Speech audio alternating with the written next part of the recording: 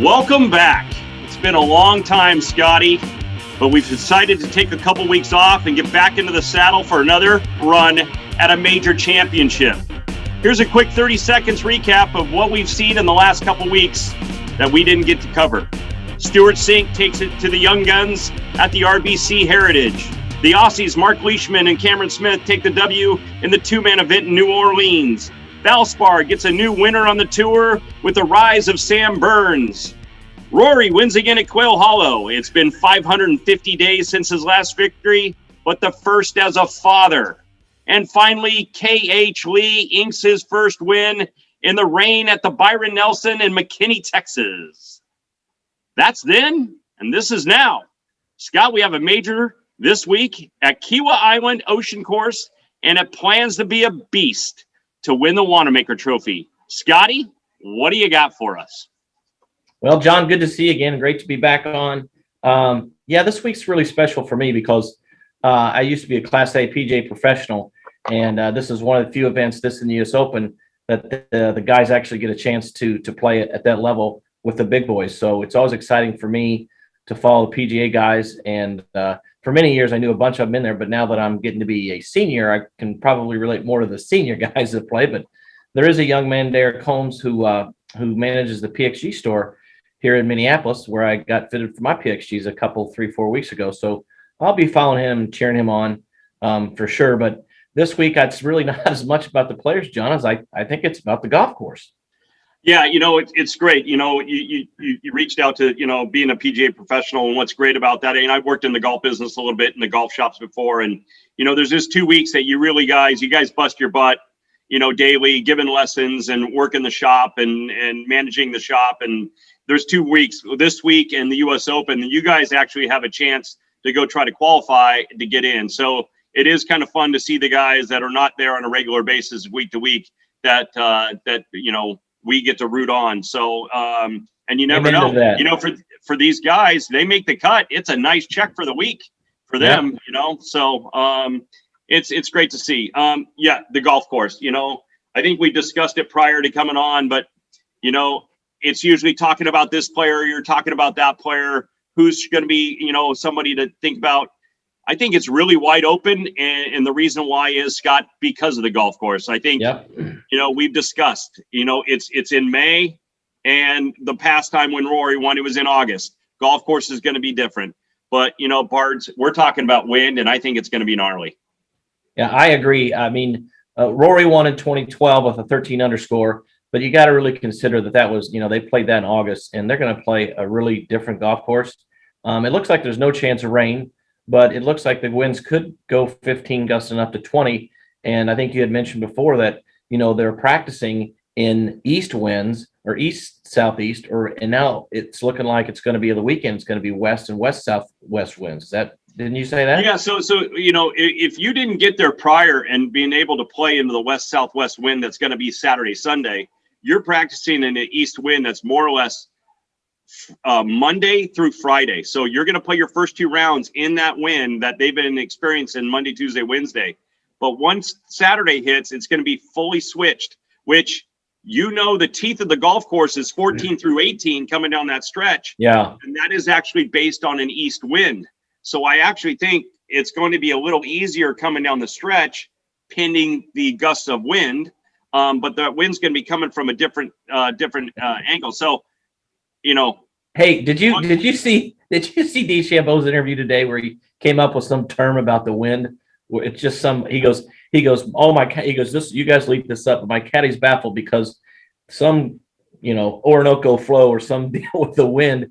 He goes, we had this all calculated out, and I hit it 5 yards past the pin, and that just shouldn't have been. I just couldn't, he just was going on. It was unbelievable. Yeah, I mean, I think these guys are going to be, it's going to be the true test. And we saw, I mean, I don't know if the fans have seen, if you can go on to YouTube or something to find the War at the Shore, which is the Ryder Cup, when Dave Stockton Sr. was the captain, and the wind was blowing there, and the amount of people, a lot of people called it choking. No way. You can call it whatever you want to call it, but it is such a pressure size event. and now you're adding 20-mile-an-hour gusts that are, you're fighting over waters and dunes and stuff like that.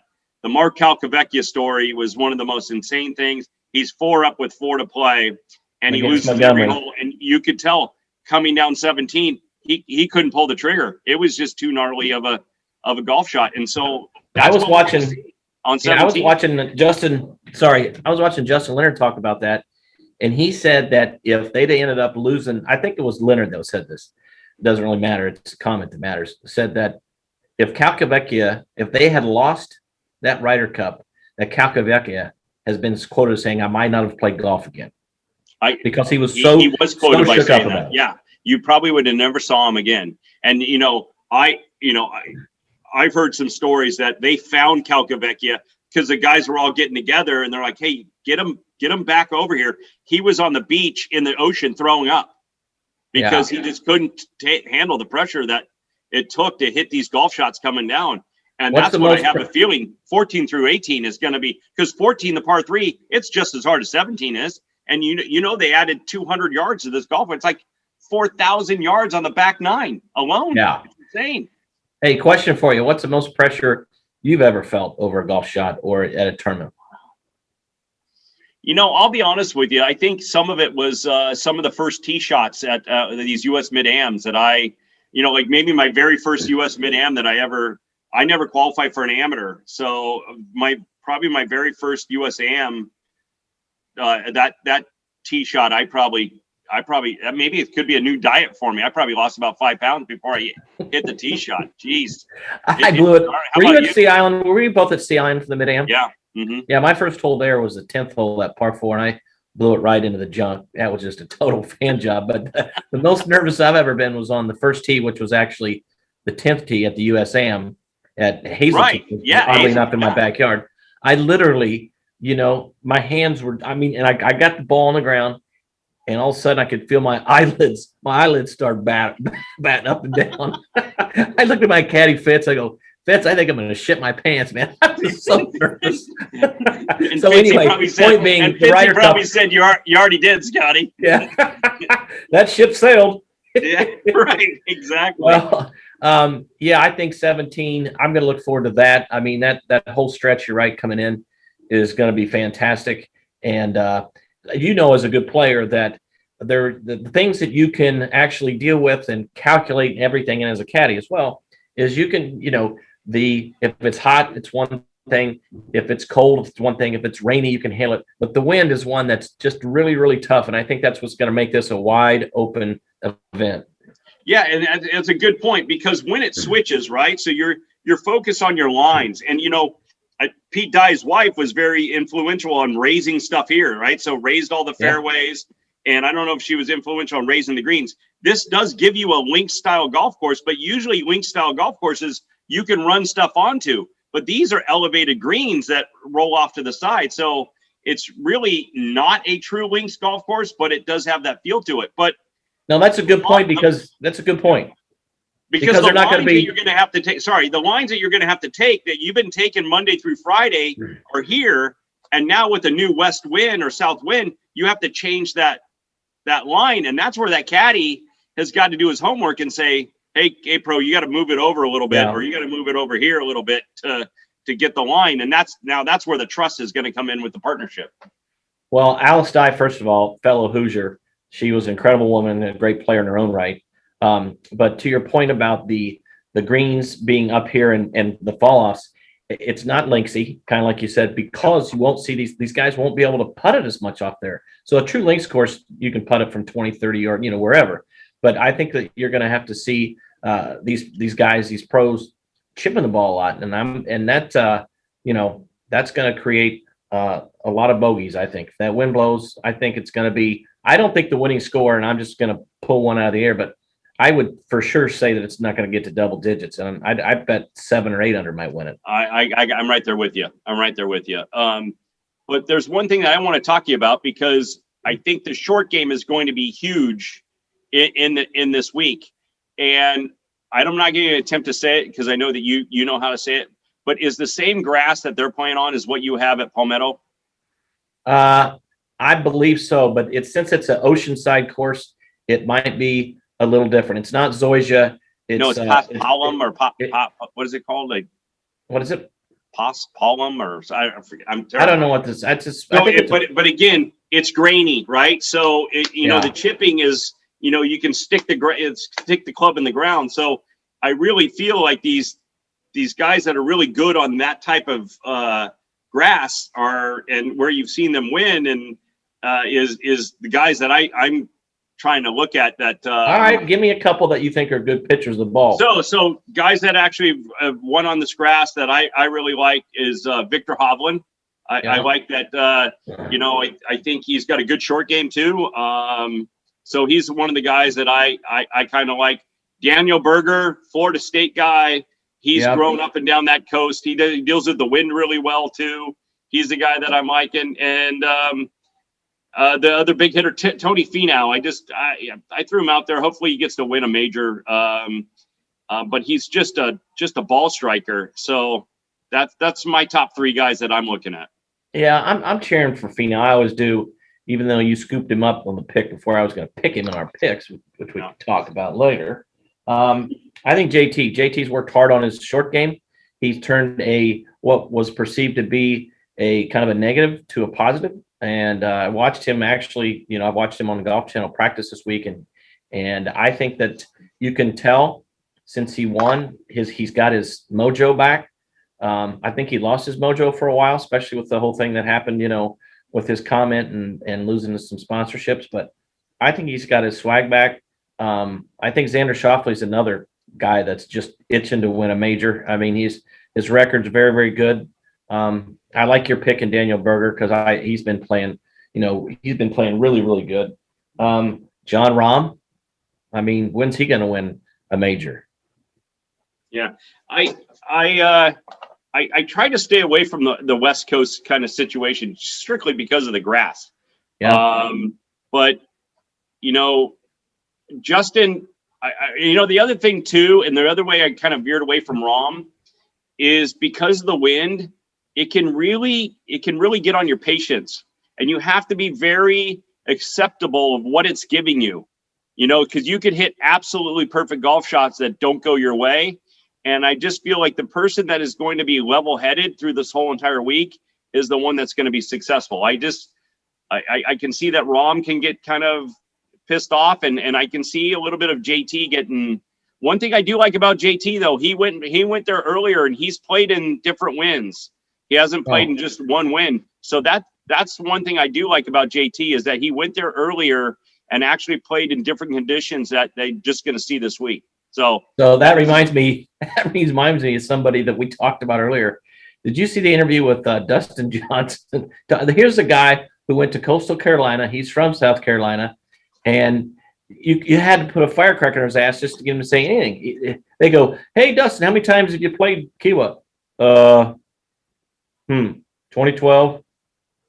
Maybe a junior event. He goes, "Yeah, I just never played there very many times." He's a perfect example of, you know, why doesn't he just wear a hat that says, "I don't want to be here"? He hates the press. He doesn't want to deal with the press, but he has to deal with the press. So the only time that he's really happy about dealing with the press is after a victory, right?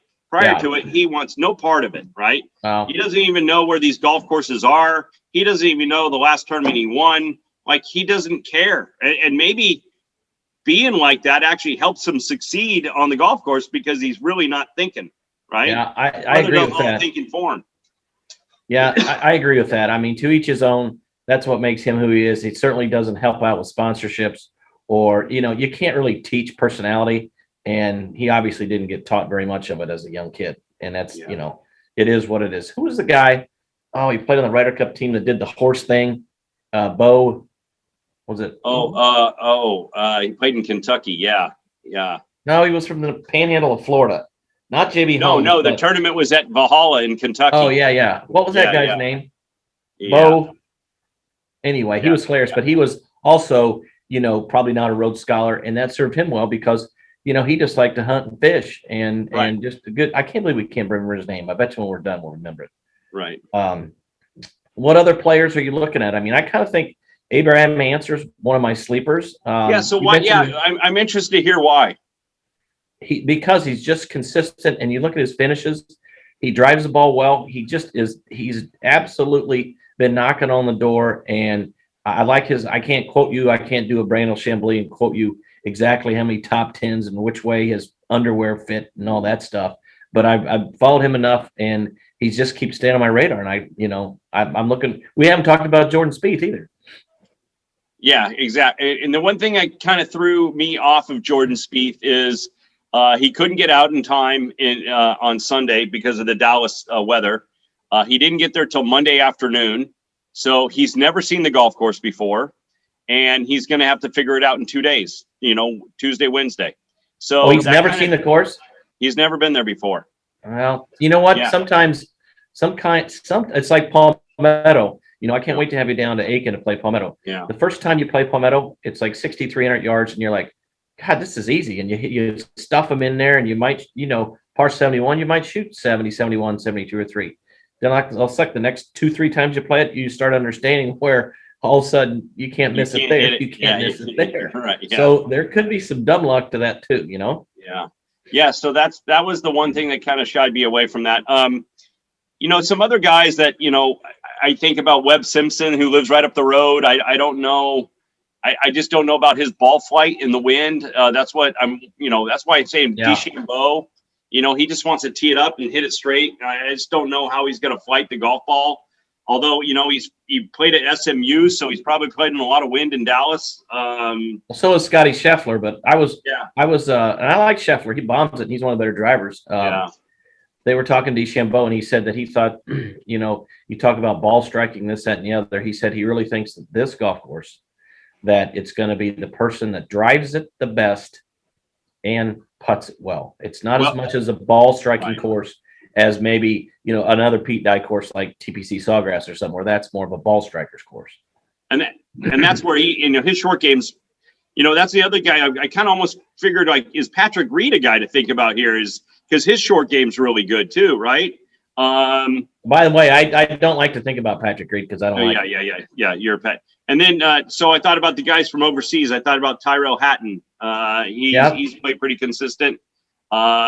I like this kid, Robert McIntyre, a lefty from Scotland. Yeah, he's been playing good. I think he's pretty good in the wind too. Leishman, you left out Leishman. You always like him. Yeah, but I actually remember my picks. I took Cameron Smith, so it was either or there. So I liked him. And then a guy who plays really good at Pete Dye courses, Siwei Kim, has actually done pretty good on a Pete Dye course. But those are just kind of some others to think about. But overall, I think we're in. I mean, it could be really fun if it's blowing 15 to 20 coming down the stretch on 14 through 18. Yeah. I mean, some of these guys get to 14 and 17, and they'll say, "I'll take 4. I'll take 4 and run on these." Yeah, 17. You got to just basically aim at that left bunker and pray to God you don't hit the water like Cal Becky did twice or however many times you did in there. It was funny. I was watching the Golf Channel, and they were just showing a picture of the flag blowing on the 17th hole while they talked over the shot, right? And then all of a sudden, out of nowhere, you see this golf ball go boop, right in the water. Well, that's what's going to make it interesting because there's not going to be too many leads that are going to be safe going into that stretch coming in. Even if it is downwind. I'm wondering where the drop area is because, they're hitting it from like 198 into the wind, right? Over water. So 17's like 220 something. That's longer. Yeah. So is the drop area like, so that, that was the other discussion I had with a friend. I'm like, oh, well, if it's going to play easier in a west to southwest wind, like, then it might be easier coming down the stretch. And he had a good point. He goes, John, they can put it, if the wind is going to help them and make it easier, then they'll just throw them 1 foot in the rough. And that's 4,000 yards on the back 9. So they'll just play it all the way back. So that's where they can go off of wind. Oh, it's an east wind. We can put them up a little bit and make it a 190-yard shot in the wind. Oh, it's a helping wind. We'll throw them back at 220, Well, and I think the PGA probably as well as any of the majors likes to tinker with the golf course as much as, they don't just like play it all back, grow the rough up, make it hard. They like to give opportunities, make it difficult here. I think that they, more than any other major, they enjoy a lower score winning, which unfortunately won't be this week because it's going to be more like an Open. But Yeah. I think the PGA guys get it right most of the time. And this golf course, I think, again, this golf course, Pete Dye, speaks for itself. But I don't think that winning score is going to hit double digits.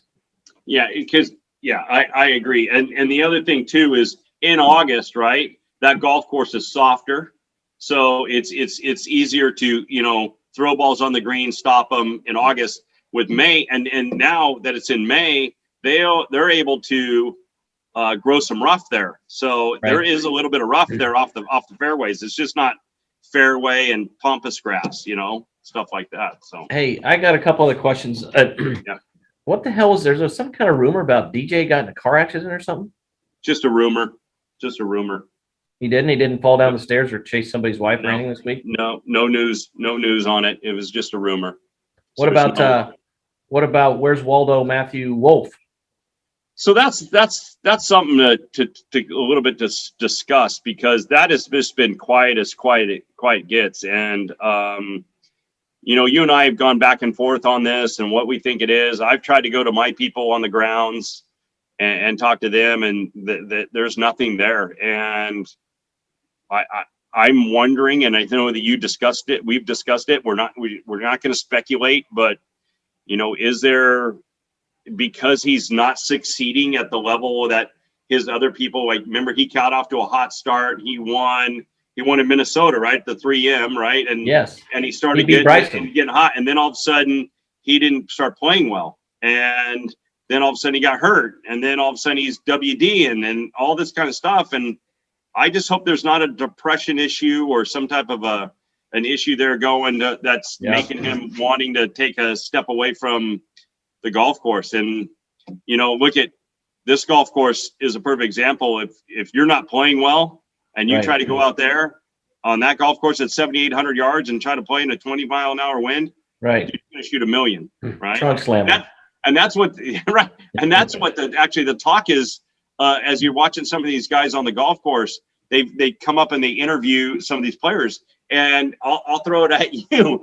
The question was, what would a 10 handicapper shoot here on these in these conditions, or a 5 handicapper? Like, I mean, that's what. And these guys are like, I don't know if they'll finish. Like, that's how hard they think it is. I had a similar bet to that one time back when I was a club pro. I was teaching down in Florida, and one of the buddies I had met and played golf with over the years was a guy named Jack Trudeau. And he used to play quarterback for the Colts, took the Illini to a Rose Bowl. But Jack had hit it a mile, and he used to belong to Wolf Run. You've heard of Wolf Run. Mm-hmm. Well, Wolf Run shut down. It's a whole different story, but it was a great golf course. But we were playing down in Stuart, Florida, and we were playing this golf course, Willoughby. No, it wasn't Willoughby. It was a different one. Anyway, there was just hazards everywhere. There was junk everywhere. And I said, and he was about a 3 or 4 handicap at the time, but I knew I hit it. I said, I'll bet you $100 that you can't break 100. And we get to 18 and par 5, reachable par 5. And he had to make eagle to shoot 99. And he hit a big drive and hit it to like 30 feet and almost made it to shoot 99, but he missed, and I collected $100. But yeah, I don't know, Kiawah, your question was, what the hell would an amateur shoot there? And if you play by the rules of golf, it's not going to be anything probably less than, you and I aren't going to break 80 for sure. And no. Another guy's probably not going to break 90 or 95. I would say that a 5 handicapper, if they shot 85 or better, I'd walk off patting their back. Yeah. I really do. Yeah. I totally agree. So, well, I'm looking forward to watching this week. Is there anything else that you'd like to cover, my friend? No, it's good to be back, and sorry, fans, for taking that little leave of absence. But we just wanted to kind of take a break after the Masters, and to be honest with you, we just play majors. That's us. We just play majors. That's right. Well, before I sign off, I want to say thanks again to all the PGA professionals for their hard work. Specifically, 2 guys. My guy here at Bent Creek in Minneapolis, Mark Cadet, great pro, and also down in Aiken at Palmetto, Brooks Blackburn, another fine first-class golf professional. I'm lucky to be associated with him, and I can't say thanks enough to all the PGA pros across the country. Yeah, I ditto that. We have a couple here guys in San Clemente, Dave Cook and Vinny Poncino. Dave's been in the business. His dad was the pro here in 1965, and it's just been one of those things where they've handed it off. And now Vinny's going to be taking over here. So I want to thank them. Another golf pro that I looked up to is Lou Scoverin, and Lou was our head pro when I was a cart boy, and he still teaches to this day. And Nice. his son is Joey, who caddies for Ricky Fowler. Oh, so nice. I want to thank Lou for all of his hard work. But again, to all the pros that we know and all the pros that are out there, we want to thank you for all your hard work and what you do on a daily basis, because we know it's not easy. So That's correct, brother. And I'll also give one last shout out to Dave Potus at Bel Air.